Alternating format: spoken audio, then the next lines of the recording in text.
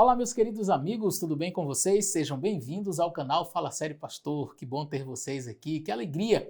Sempre que eu posso fazer um vídeo novo, sempre que eu trago algum material novo aqui para o canal, eu fico muito feliz. E olha, hoje nós vamos falar sobre um tema polêmico. Na realidade, assim, o canal ele se propõe a tratar de assuntos que tenham que ver com a fé, com a religião, com a teologia, com a Bíblia. Inclusive, você pode participar comigo, é só enviar a sua pergunta para o Instagram que está aparecendo aqui, você manda um vídeo com a sua pergunta e você pode participar aqui comigo.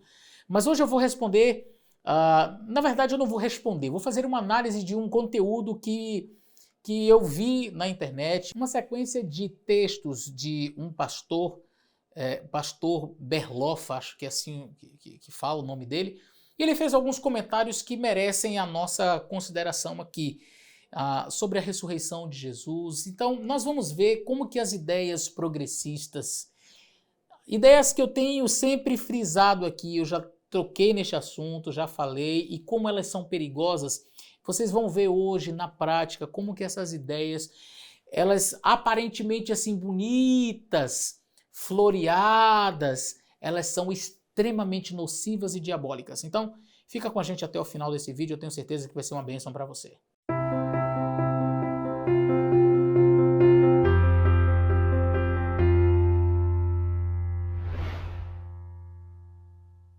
Eu vou ler com vocês, vai aparecer também aí na tela, o print da mensagem deixada por esse pastor, e eu queria que vocês prestassem bastante atenção no conteúdo daquilo que ele coloca.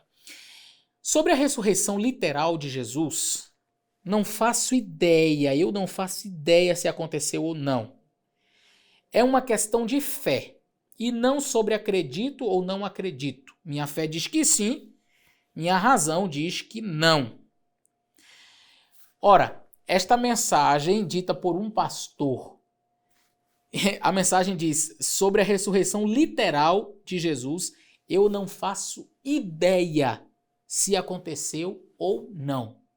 Bom, eu posso, quem sabe, aceitar, ou eu posso até entender um tipo de mensagem desse nível aqui, começando desta forma, um cético, né? Cético, uma pessoa que está ali entre crer ou não crer, entre aceitar a palavra de Deus, a Bíblia, ou não aceitar a Bíblia como ela é. Então, eu compreendo, mas vindo de um pastor, e aí vocês já começam a perceber em que mundo nós estamos vivendo hoje. Esta mensagem desse chamado pastor Berloff, ela continua dizendo que não é uma questão, é uma questão de fé e não sobre eu acredito ou não acredito. A fé dele diz que sim, mas a razão diz que não. Ele continua dizendo o seguinte, mas na boa, o que isso importa? Essa pergunta, mas o que isso importa? É uma pergunta descabida, irresponsável, uma pergunta irreverente, uma pergunta que jamais deveria ser feita por alguém que recebe o título de pastor. Olha, faz outra coisa da vida, sabe? Se o cristianismo, a palavra de Deus, não é aquilo que motiva você, não é aquilo que enche os teus olhos, não, sabe? Se a palavra de Deus como ela está, não é o cerne do seu viver, faz outra coisa da vida, mas não coloca o nome de pastor e começa a falar da ressurreição de Jesus literal, se você não faz ideia se isso aconteceu, mas do que isso importa? O que isso importa? Vamos ver o que importa? O apóstolo Paulo, na primeira carta que ele escreveu aos Coríntios, no capítulo 15 e no verso 14, Paulo disse assim, se Cristo não ressuscitou, vã é nossa pregação, e também vã a nossa fé. Que adianta dizer a minha fé diz que sim, a minha razão diz que não? É vã a sua fé. Se você coloca em dúvidas a ressurreição literal de Jesus, a sua fé é vã. Ela não tem sentido, ela não vale nada. A sua fé é vã e a sua pregação é vã. Por que eu digo a sua pregação? Eu digo não, desculpa, Paulo diz que a sua pregação é vã. Porque se Cristo não ressuscitou, a nossa pregação é vã. Eu estou frisando essa parte aqui porque ele traz uma mini pregação na sequência. E o que eu digo? É uma pregação vã. Paulo diz que ela é vã. E ele diz o seguinte, mas o que isso importa? Importa? A sua fé é vã. Se você não acreditar que Jesus ressuscitou, é vã a nossa fé, é vã a nossa pregação, não vale nada, não tem sentido nenhum. O que realmente impacta nossas vidas é essa dúvida sobre esse fato isolado? Dúvida. Eu não tenho dúvidas. Porque dúvida é o contrário da certeza. E no que diz respeito à fé, o livro de Hebreus, no capítulo 11, diz assim, capítulo 11 do livro de Hebreus e o verso 1. Deixa eu ler aqui com vocês. Hebreus 11, verso 1. Ora, a fé é a certeza das coisas que se esperam e a prova, a convicção daquilo que não se vê. Eu não vi a ressurreição de Jesus, mas eu creio. E como disse Jesus para Tomé, bem-aventurado aqueles que não viram e creram. O que isso importa? O que realmente impacta a nossa vida é essa dúvida sobre esse fato isolado. Veja como este jovem trata a ressurreição de Jesus. É um fato isolado. Um fato isolado. E completamente incompreensível. Ou são os ensinamentos e a vida do Cristo? Ele coloca como se uma coisa meio que estivesse em oposição à outra. Sabe? Ou uma coisa fosse mais importante. Peraí. O que é importante para você que é um cristão? É importante a vida e a obra de Jesus, os ensinos dele, o que ele falou, como ele tratou as pessoas? Ou é importante saber se ele ressuscitou ou não ressuscitou? Aí, esse ensino diabólico, sagaz, este ensino desprovido da luz do Espírito Santo, claramente a gente percebe aqui um discurso bem similar à serpente lá no Éden. É um discurso que engana, porque leva a pessoa a pensar assim, realmente, né? É mais importante a gente estar com a cabeça naquilo que Jesus fez, naquilo que ele falou. Se ele ressuscitou, realmente não é tão importante assim. Paulo diz, se ele não ressuscitou, até aquilo que você prega não vale nada. Até a fé que você diz ter não vale nada. Não vale nada. E o pastor progressista continua. Quer saber o que realmente importa? Fala aí o que realmente importa. Ele diz assim, todas as vezes que ajudamos alguém em necessidade, lutamos ao lado dos oprimidos, vencemos nosso próprio egoísmo em prol do outro, denunciamos sistemas corruptos, cuidamos do planeta. Todas essas vezes, Jesus ressuscita em nós. Logo, a ressurreição de Jesus é uma coisa assim, meio que alegórica, simbólica. O importante é ele ressuscitar em nosso coração. Quando que ele ressuscita? Quando eu ajudo o pobre, quando eu faço o bem ao próximo. Esse é o evangelho espírita. É o evangelho que não precisa da ressurreição de Jesus. Eu não vejo nenhuma diferença entre esse evangelho aqui e o espiritismo. Eu tenho pessoas próximas a mim que pertencem à religião espírita e eu os respeito. Eu tenho parentes que são espíritas. Eu os respeito muito. Mas qual que é a filosofia espírita? A filosofia espírita é de você fazer o bem às pessoas. E você deve fazer sempre o bem. Por quê? Porque se você fizer o bem às pessoas, se você ajudar o próximo, se você fizer, e eles não negam Jesus não, se você fizer o que o Cristo fez, aí você reencarna melhor. Você vem na próxima reencarnação, não como um cachorro, você já vem numa vida melhor, você vai reencarnando, e nesses processos de reencarnação, você chega a ser iluminado, você se torna até como Cristo, você chega até o nível dele. Você entendeu o que é o evangelho sem a ressurreição? Pregar o que Jesus fez é importante, mas é lógico. Fazer o que Jesus fez é importante, óbvio. Óbvio que é importante. Jesus mesmo disse, o que fizestes, o que vocês fizerem a um desses meus pequeninos, a mim o fizestes. Quando eu tive fome, vocês me deram de comer. Quando tive sede, vocês me deram de beber. Quando tive nu, você me vestiu. Mas, Senhor, quando foi que eu fiz isso? Quando você fez a um destes meus pequeninos. O evangelho também é de restauração. O evangelho também é para ajuda ao próximo. O evangelho também é de sanar o sofrimento das pessoas. Mas ele não é única e exclusivamente isso. O evangelho não pode estar apenas no nível das boas obras. O evangelho não pode estar apenas no nível de satisfazer as necessidades das pessoas. E por quê? Porque se você satisfaz as necessidades das pessoas, mas não apresenta a elas um Jesus que salva, um Jesus que ressuscitou e pode dar a vida eterna para ela, você vai apenas sanar as necessidades físicas dessas pessoas e elas continuarão perdidas.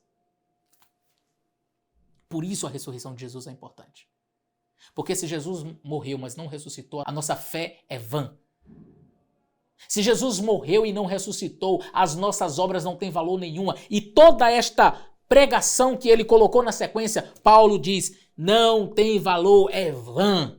Toda pregação é vã. Ora, se eu começo o meu discursozinho progressista, dizendo sobre a ressurreição literal de Jesus, não faço ideia se aconteceu ou não, se eu começo o meu discurso colocando em dúvidas a ressurreição de Jesus, todo o restante, toda a pregação, todas as boas obras que eu posso fazer não valerão nada. O apóstolo Paulo diz, vã é a nossa pregação e também vã é a nossa fé. Não adianta você dizer que tem fé em Deus. Ah, mas eu tenho fé. Ei, você pode até levar o título de pastor. Você pode até dizer que tem fé. Você pode até dizer que você tem uma pregação bonita. Tudo isso é vão. É vão, não tem valor algum. Porque o que vai fazer a diferença na vida das pessoas não é o quanto elas foram ajudadas por você. É o quanto elas entenderam a verdade da salvação. E aqui eu quero destacar algo muito importante. Algumas pessoas, elas pegam esse discurso de ajudar ao próximo, coisas que Jesus fez e ensinou e mandou fazer, e elas criaram uma espécie de evangelho para os necessitados, como se toda a vida e obra de Cristo se resumisse a isso. Via de regra, esses que têm essa linha progressista, eles colocam que a nossa obra enquanto cristãos é aliviar o sofrimento do próximo e pronto. Dessa forma, por exemplo, pessoas que têm bastante poder aquisitivo são desprezadas. São os ricos e estes são opressores. Cuidado com eles. Quando você vai para o ministério de Cristo, você não percebe Jesus fazendo acepção de pessoas. Jesus atendeu Nicodemos, que era um homem riquíssimo. Jesus influenciou positivamente o José de Arimateia, que era um homem riquíssimo. Se não me falha a memória, Flávio José chega a dizer que ele poderia alimentar Jerusalém toda por não sei quantos anos com a fortuna que ele tinha. Foi este homem que comprou o túmulo de Jesus. Jesus, ele chegou à casa de Zaqueu e fez uma transformação na vida de Zaqueu. Zaqueu mesmo tomou a decisão, vou ajudar os pobres. Jesus disse, esse daqui entendeu o que precisa fazer. Hoje houve salvação nesta casa, porque ele também é filho de Abraão. Mas você em nenhum momento vê Jesus dizendo, olha, você precisa fazer A ou B. Jesus só foi à casa dele e a transformação foi feita. Perceba que o ministério de Jesus não estava apenas circunscrito às pessoas necessitadas. Jesus queria alcançar todos. Sabe por quê? Claramente a palavra de Deus nos diz, na verdade, o próprio Jesus disse, o Filho do Homem veio buscar e salvar o que estava perdido. A Bíblia não diz, Jesus não disse assim, o Filho do Homem veio buscar e salvar o pobre. O Filho do Homem veio buscar e salvar aquele que está passando por opressão. O Filho do Homem veio buscar e salvar aquele que está sofrendo com, como foi que ele colocou aqui, lutar contra governos, sistemas corruptos.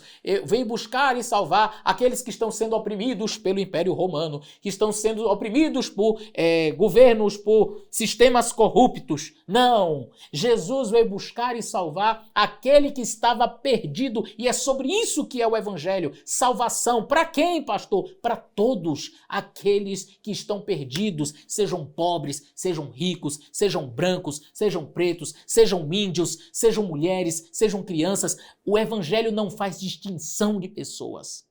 O Evangelho não classifica as pessoas ele não coloca as pessoas em categorias, como o progressismo faz. Sabe? O evangelho não fica procurando colocar uma entre pobres e ricos, entre brancos e pretos. Ele não coloca briga entre as classes sociais. No evangelho não existe isso.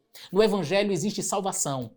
E a salvação é para todo aquele que crê, seja pobre, seja rico, seja de qual cor for, de qual nacionalidade for, se é indígena, se não é. O evangelho é para todos.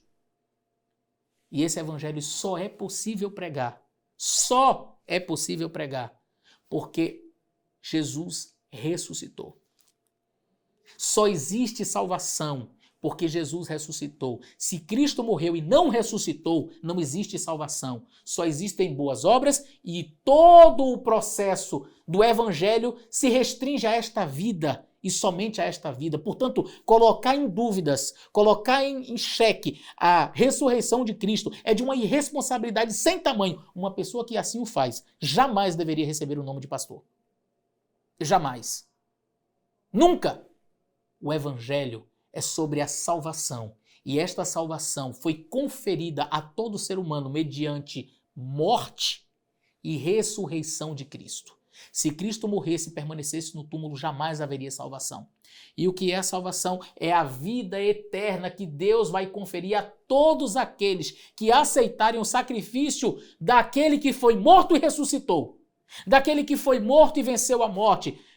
Portanto, se você for rico ou se você for pobre e você vier a falecer, mas tiver a esperança em Cristo Jesus, naquele que morreu e tem o poder sobre a morte, porque ele ressuscitou, então a sua esperança não se limita a este mundo. A sua esperança está no porvir. Se ele ressuscitou, ele também pode me ressuscitar. Se ele venceu a morte, ele pode me dar a vida outra vez.